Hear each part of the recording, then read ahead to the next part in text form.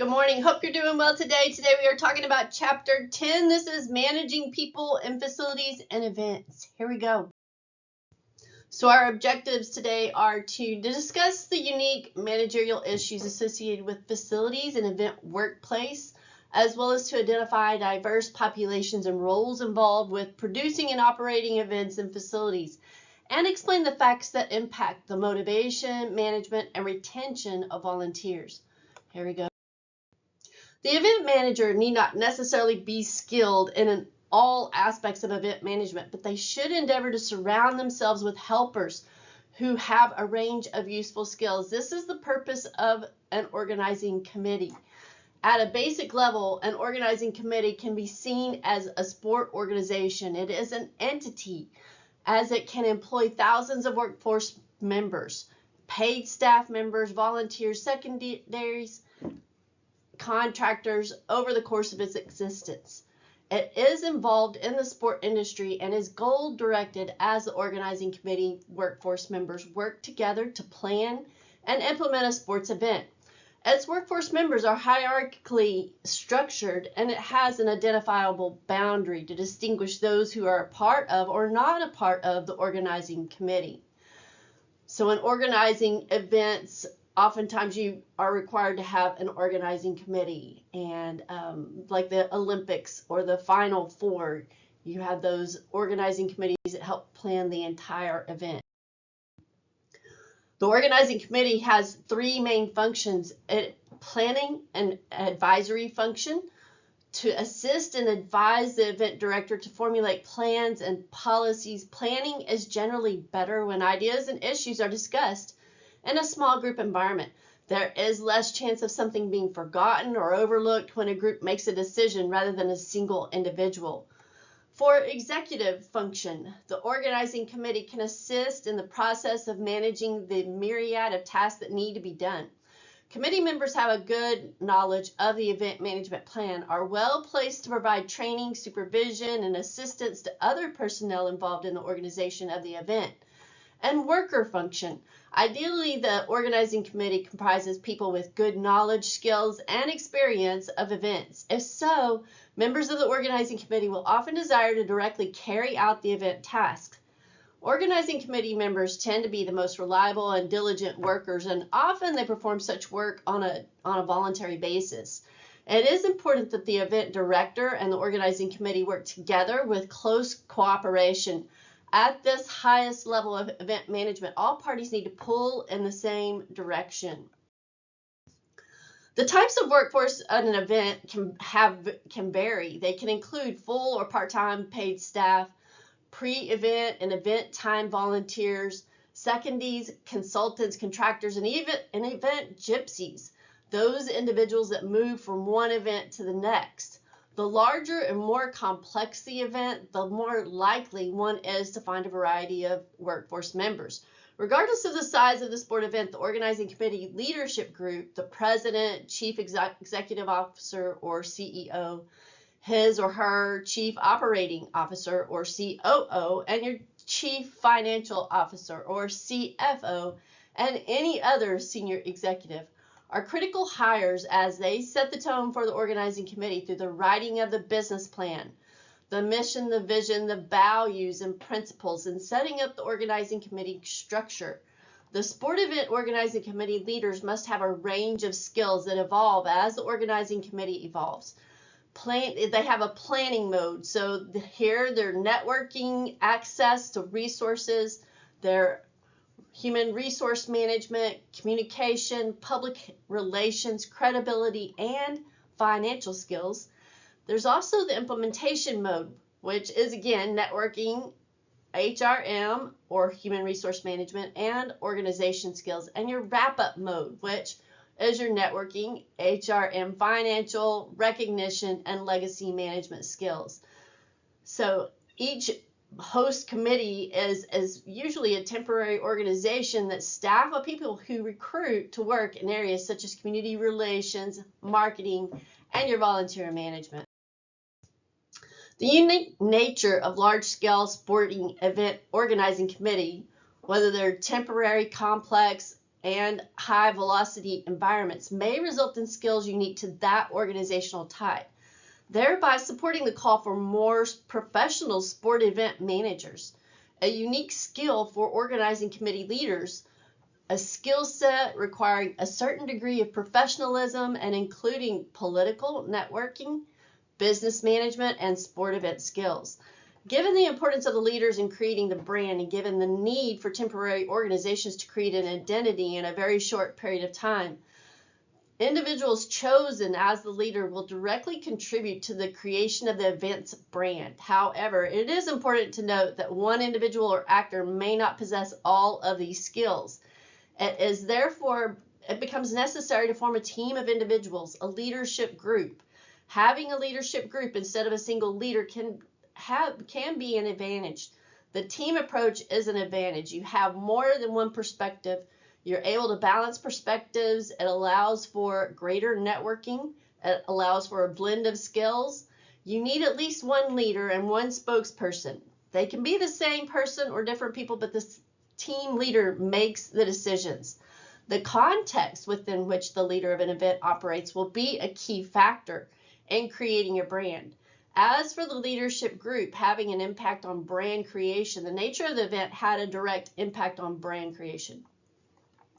Once the organizing committee is in its implementation mode, it transfers its activities and staff to the various venues for game time period, thereby moving to a venue-centered structure.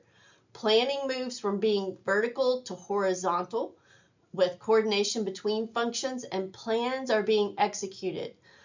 So they're performing their routines by the various workforce members. After the event is over, the venues are decommissioned and most workforce members have left. Thus, the organizing committee is once again headquarters centered, but still engaged in performative routines, those associated with closing the books and writing final reports and managing the legacies.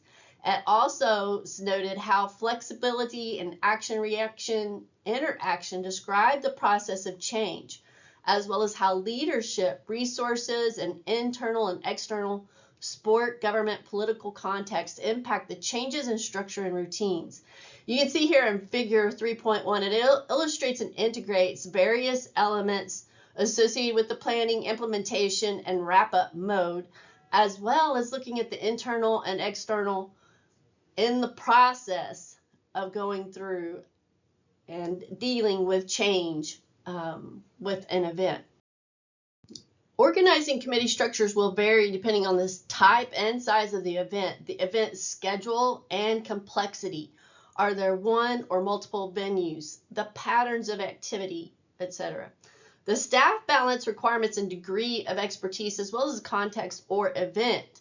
For example, a local figure skating competition will be run mainly in one venue, an ice arena, and planned within less than a year by volunteers. In contrast, the Winter Youth Olympic Games, in which we find figure skating, includes many other sports.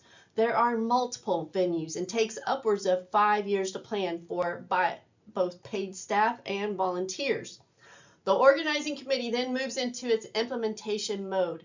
At this point, it starts integrating plans by venue or venue plans. It creates a venue team or V team or mini organizing committee for each venue, competition and non-competition. It prepares and undergoes venuization, which is the move from headquarters into the venues, and culminates in the game time period. Once the closing ceremonies are over, the organizing committee enters its final mode, the wrap-up mode, which includes dealing with any legal issues, decommissioning venues, completing any evaluation procedures of writing final reports or closing the accounts, and managing any legacies. One-off events then cease to exist, usually within a year of the end of the event, while recurring events re-enter the planning mode for the next event. The pulsating nature of event organizations implies that they quickly expand at the time of the event and then contract. Pulsating organizations are thus quite different from the conventional organizations. They generally operate within a small core of personnel for much of the year, expand substantially in the lead up to an event, then afterwards personnel numbers shrink in size. This effect poses substantial challenges in delivering a quality induction process for many sport event organizations. Event organizations are often characterized in terms of the variation between the number of people who are involved when an event takes place compared to those engaged before and after it. This characteristic has been referred to as pulsating, an expression invented by Toffler in 1990, who used the term to denote organizations that quickly expand and then contract. More specifically, the majority of staff involved in event organizations are employed by the organization for a limited time, thereby creating an expansion and contraction in the personnel, causing the organization to pulsate. Pulsating organizations are quite different to other types of organizations which have a relatively stable workforce, established relationships between employees, and where the induction of new employees is commonly performed on an individual basis. In contrast, pulsating organizations have a large influx of personnel over a limited period of time. And where sports are concerned, these people are often volunteers or temporary staff who receive little or no pay. Sport event organizations tend to operate with a small core of employees, expanding substantially before and during an event, and then shrinking in size again afterwards. They found that since these organizations involve rapid change, organizational growth, and increased diversity, there was a tension between the need for structure on the one hand and the need for flexibility and quick adaptation to unforeseen circumstances on the other. For sport events, the equilibrium between events is indicative of the underlying structure that keeps the organization stable. Whereas during the perturbations, when the sport event organization expands in size, this underlying structure swells to an incorporate mass addition to the workforce. The almost unique characteristic of event organizations is the pulsating nature, which creates an ongoing need for structure and flexibility. Is likely to have important implications for management control in these organizations. However, the literature has not dealt with this issue adequately. The sudden changes in pace, the limited time over which the primary activities occur, the often unforeseen questions require immediate answers during an event, and the reliance on a large number of temporary staff would lead one to expect that both structure and flexibility are needed.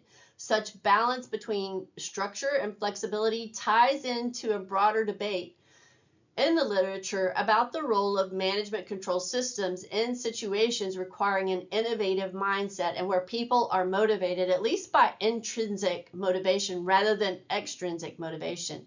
The new paradigm highlights that the management control system and innovation in uncertain environments, envisioning formal management control systems as flexible and dynamic frames, adapting and evolving to the unpredictability of innovation, but stable to frame cognitive models, communication patterns, and actions.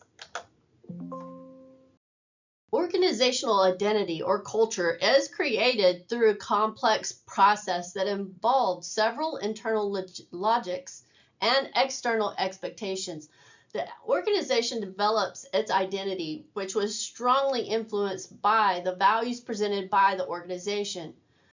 Based on a strategic document, notes from game time, and what leaders of organizations shared, there appears to be an overlap between core practices and core values. Regarding the relationship between identity and practice, the answer to who are we includes answers to how the organization should act in various situations and conditions. The members of the organization understanding of it implies what is natural or logical. The organization's identity steers its practice, and practice creates its identity and culture. Comparison with research into the organization's stakeholder relationships and internal volunteers report indicates coherence between values and practice, as well as between image and identity. Organizational leaders wanted to create a unique organizational identity or culture and delivering according to expectations in its institutional context. The organizations thus construct its identity in relation to governing organization and to the culture of the country, including its local sports clubs. However, while an organization tries to merge the best from the regional, the local cultures, some cultural clashes with the organization can occur. Although organizational identity or culture is dynamic and prone to tensions, as in the case of an organization, organizational identity encompasses contradictory and often complementary values. The organization follows a well-known pattern of organizational identity creation and really helps in understanding the organization identity, or OI, at the time of an organization's foundation. Values are literally printed in strategy platform before events and are imprinted in an organization when the CEO continuously repeats the values for colleagues. The opportunities for leaders to apply long-term tools such as discipline, control, and rewards through internal promotions are limited in short-term sport event organizations. The construction of organizational identity or culture in a one-off event requires explicit effort from leaders as carriers of organizational identity. An institutional work fits with a demography of organizational representatives, and self-selection explains a coherent story of the organizational identity or culture. Developing resilience and learning, short-term performance enhancements, challenge appraisals, and enhanced autonomy follow repeated experiences of managerial team change. Repeated organizational change can lead to both positive and negative employee responses, and nevertheless, the experience of such events appears to have largely negative implications for employee attitudes. Where possible, organizations and change leaders in high-performance domains should take proactive action to develop a resilient workforce whilst managing employees' expectations for and attitudes to change. Full-time is used in the context of personnel who are employed for an unlimited period of time. Outsourcing is when an organization moves its internal work to an external. And seasonal is used in the context of personnel who are employed for an event for a limited period of time, whether it be for a day during the event or up to 6 months. These characteristics comprise full-time, outsourced, and seasonal managers who all have different needs, attitudes, and expertise, forming work units consisting of small cross-disciplinary teams. The majority of managers, whether they're outsourced and seasonal, have limited time within the organization, thus creating an expansion and contraction of personnel and causing the organization to pulsate. Prior to the event, these personnel require information about the organization and their designated role. Because of these characteristics, induction needs to be quick, timely, and effective in order for personnel to be at their optimum level of performance in time for the event. Work stress has grown with the increasing pace and demands of the workplace amidst global competition. Studies have observed that employees working under stress are prone to physiological and psychological conditions that can manifest as behavioral problems at work. Past studies in this area have explored the issue of work stress related relief from the perspective of work support. Experiencing some organizational stress is inevitable. In the context of organizational stress in sport, cognitive appraisal involves evaluating the relevance of a stressor, for example, conflict with management, and as personal significance for well-being. Situational variables that influence the appraisal process include demands, constraints, opportunities, and culture. Personal variables include goal and goal hierarchies, beliefs about self and world, and personal resources. Whilst many organizational stress transactions are outside of the control of the individual, an increased internal locus of control may act as a buffer during stress transactions. Thus, that is by building a store of psychological resources, locus of control, positive emotions, and emotion regulation strategies. Performers may be buffer against the negative impact of stressors appraised as uncontrollable and facilitate a more resilient response to stressors. Row stress, or ambiguity, is a task-related source of job stress and one of the stress sources for employees. It can emerge as a result of the disconnection between how the employee perceives their role and the success that they attain. In other words, it is seen when there is a discrepancy between the perceived role expectations and achievement. Role conflict, role overload, and role ambiguity are three major components of role stress. Role ambiguity occurs when there is an ambiguity in the role of a person in the organization, or when the person doesn't know what to do or how to perform his or her role. Role conflict occurs when employees are confronted with expectations for different roles, such as when two roles should be performed simultaneously, or when performing one role prevents performing the other one. Role overload increases when the fulfillment of a role becomes impossible for the individual because of time, energy, or resources. All these three elements, role conflict, role ambiguity, and role overload, are significant variables influencing the functions of organizations. This may cause discontent, a lack of confidence in the organization, tense interpersonal relations, low productivity, low performance, low achievement, and fewer interpersonal relationships. According to role theory, a mixed or ambiguous role results in conflict and tension. Employees experience difficulties in successfully performing their duties due to limited resources, such as time and energy, or the discrepancies between different roles, such as organizational and family roles. Management endeavors, such as work participation and supervisor support, positively affect job satisfaction by decreasing role conflict and role ambiguity. Alternate leadership endeavors decrease the role of stress of employees working in the business. Job or role satisfaction is the perception that results from an evaluation of performance and expectations from the individual's experience, in which the individual experiences a pleasurable or positive emotional state, resulting from the appraisal of one's job or job experiences.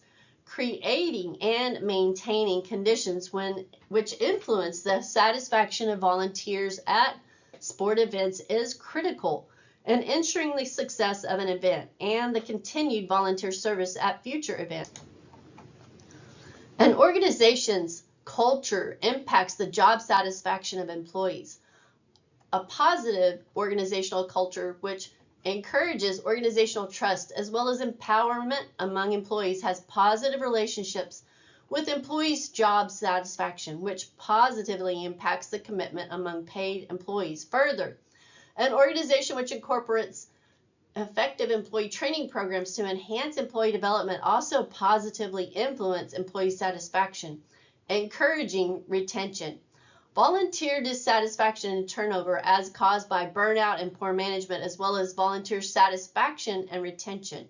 Research shows that volunteer satisfaction is influenced by a number of factors, including role characteristics such as recognition, interaction, and role congruence, quality of supervision, task and social cohesion, empowerment, having fun during volunteer tasks, social contact with other volunteers, and providing a rewarding experience and acknowledging the contribution of volunteers.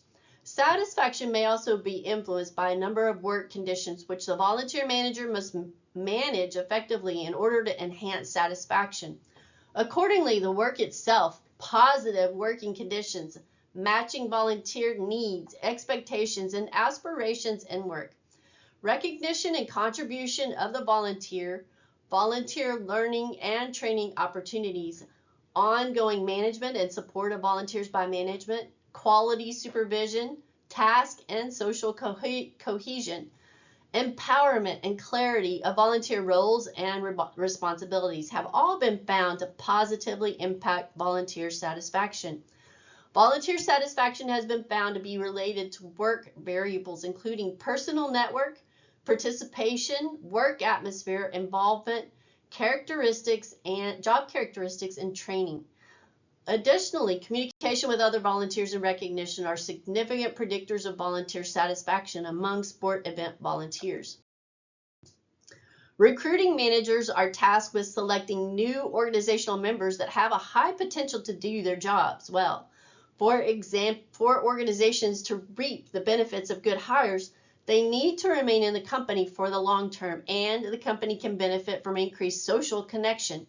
Job insecurity is defined by Probst in 2003 as the perceptions that the continuity of a job will extend into the future in the manner of an individual is familiar with, or as DeWitt in 1999 defines, an overarching concern regarding the future and continued existence of a job. JI, or job insecurity, is a perceived threat to the continuity and stability of employment as it is currently experienced. And that the concept itself is future oriented and refers to the job itself or features of the job. Employees' subjective expectations of their employment stability and job continuity in an organization is reflected as job security. In other words, security in work is described as a psychological state in which employees vary in their expectations of future job continuity. According to Meltz in 1989, when employees perceive security in their work, they remain in the same organization. In contrast, job insecurity may lead to job loss strain, low job satisfaction, and low organizational commitment, and higher levels of actual and intended turnover. Job security is considered the most important job retention factor, since it is positively related to employees' intention to stay.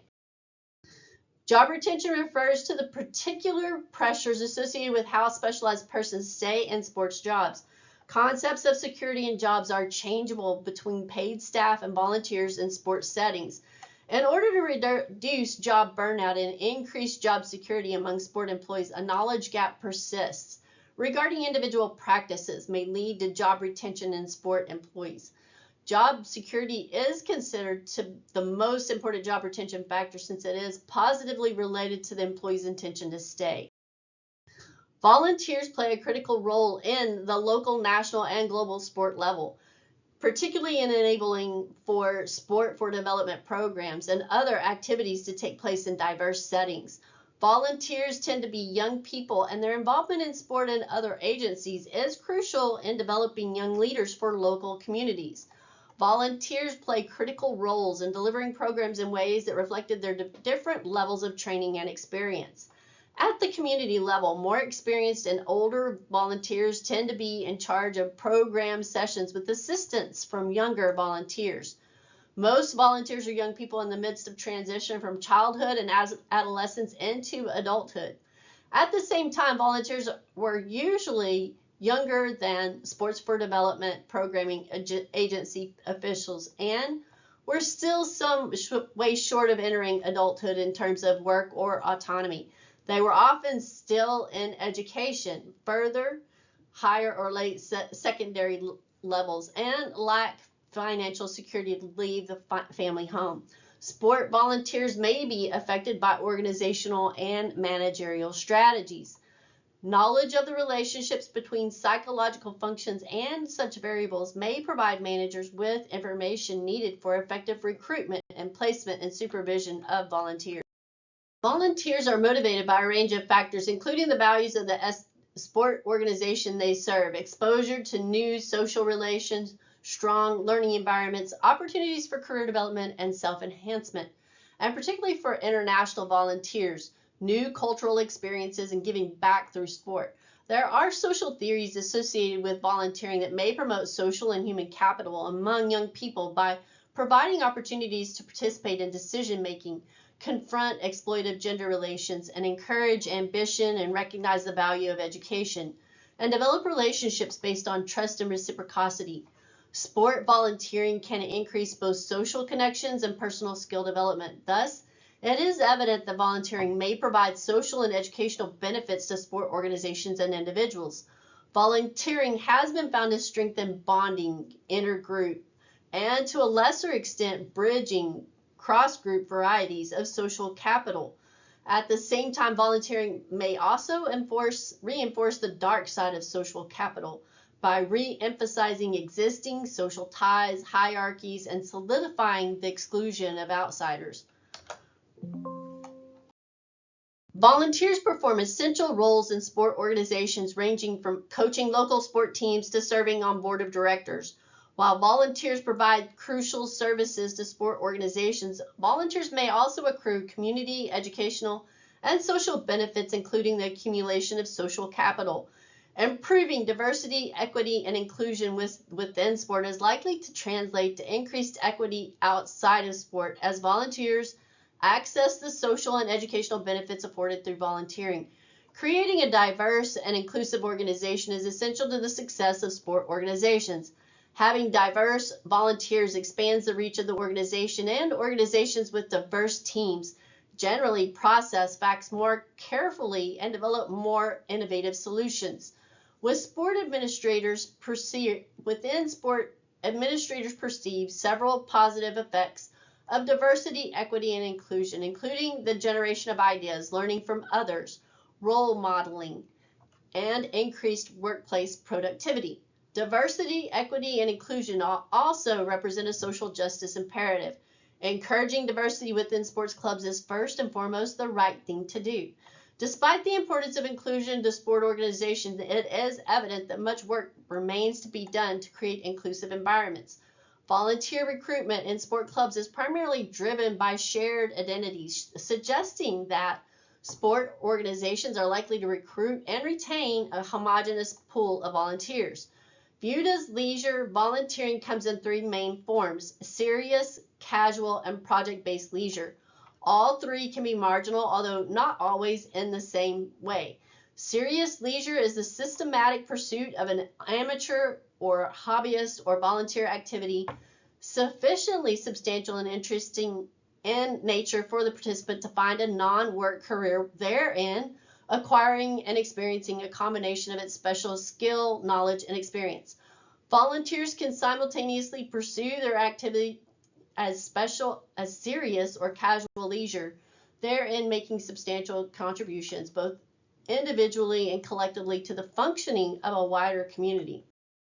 We defined volunteering as serious leisure in the previous slide. The career aspects of serious leisure provide the social and psychological support necessary to cope with inevitable frustrations that arise in practicing and performing volunteer skills. Career volunteering brings on the occasional need to persevere. Participants who want to continue experiencing the same level of satisfaction in their activity have to meet certain challenges from time to time. Perseverance can also lead to the realization of rewards such as self-actualization and self-expression. At times, in all three types of serious leisure, the deepest satisfaction comes from the end of the activity rather than during it. Satisfaction is an outcome of engaging in serious leisure. Social capital is a form of capital that is, as the case with any type of capital, is enabling and somewhat enduring. But it is distinct in that it originates and is dependent upon social relationships. Volunteers engage in serious leisure by finding a career in the acquisition of a combination of special skills, knowledge, or experience. The acquisition of skill results in participating in a form of serious leisure that in turn results in the satisfaction of the mastery of the skill. And that satisfaction motivates the volunteer to participate in more serious leisure by taking on more duties that lead to more skill acquisition.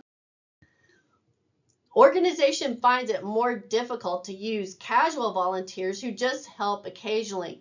So regular volunteers are given tasks that require training and a long-term commitment from the volunteer, whereas episodic or casual volunteers are given no training and need to offer no commitment to the organization after they have completed the task. There are often different roles for episodic and regular volunteers. 31% of all volunteers in the United States could be defined as episodic volunteers. Their involvement would be of a more individual, short-lived, and non-committal nature and less driven by altruistic and social motivations. Episodic volunteers are involved on a less frequent basis, ranging from activities undertaken every couple of months to one-time events. There are three distinct types of episodic volunteering. Temporary episodic volunteers who give a one-time service, occasional episodic volunteers who volunteer for one activity, event, or project for the organization, but at regular intervals, and interim volunteers who serve on a regular basis, but only for a short period of less than 6 months. Regular volunteers incur greater costs than episodic volunteers due to their ongoing commitment over the same period of time. As the tasks required of episodic and regular volunteers are different, you would expect different people to be attracted to them for different motives, and hence have different dispositions towards the rewards they receive. Regular volunteers are given tasks that require training and a long-term commitment from the volunteer, whereas episodic volunteers are given no training and need to offer no commitment to the organization after they've completed the task. Episodic volunteers are usually recruited for 1 or 2 tasks and contribute only a few hours for one activity. Accordingly, they have lower net costs and are less likely to be motivated by altruistic concerns than regular volunteers. In this type of volunteer work, volunteers provide their services for projects that have defined time frames. This requires volunteers to have specific skills to contribute. They follow clearly defined goals to be delivered at defined times. Project-based work can exist within a formal program or can be a standalone project. It can have leaders or coordinators, but they are not expected to manage the volunteers. Examples of positions would be volunteer planning for Buck Days, a member of a committee planning a national championship for your community. And sample activities would be welcoming visitors, drafting a communications plan, soliciting advertisers for a commemorative book. There are notable differences in motivation to volunteer. Episodic volunteers were more likely to see themselves motivated by values than regular volunteers, but all groups likely to emphasize more self-oriented motivations. Interestingly, episodic volunteers to some extent seem more idealistic about their involvement, stressing their religious and civic sense of duty and their ability to make their community a better place to live in through their volunteering activities. Volunteering experience is of a short-term nature. It is likely to become mundane or repetitive and more likely to retain its novelty and remain a positive and fulfilling one. Volunteering can improve lifestyles by achieving significant and social capital benefits. Regular volunteers are perceived as being more altruistic with a greater concern for others than those with relatively lower net costs, your episodic volunteers. In regard to egoistic motives, an individual may volunteer to reduce guilty feelings of being more fortunate than others and or confront their own personal problems, or to eliminate negative feelings related to the volunteer's ego by a motivation for the growth of one's ego through individual or personal development. The volunteer experience has the potential to offer a variety of opportunities for individuals to be with their friends and or engage in an activity that they perceive as being viewed favorably by others. Volunteering can improve lifestyles by achieving significant social and human capital benefits. There is a commitment to the community, commitment to the host organization, and an instrumental purpose. The desire to be helpful prompted volunteerism primarily when a social world reward is promised. Social benefits could range from getting to meet new people and enjoy the company of others, and professional benefits to make useful contacts for my career and to develop skills I can use in my job. Human capital is one result of social capital. The bonding social capital tends to be high when many of the volunteers' friends are members of other groups. So there are 3 components of volunteer motivation: the altruistic motives, the egoistic motives, and the social motives associated with it. Job satisfaction, employee satisfaction, or work satisfaction is a measure of workers' contentedness with their job, whether they like the job or individual aspects or facets of jobs, such as nature of work or supervision.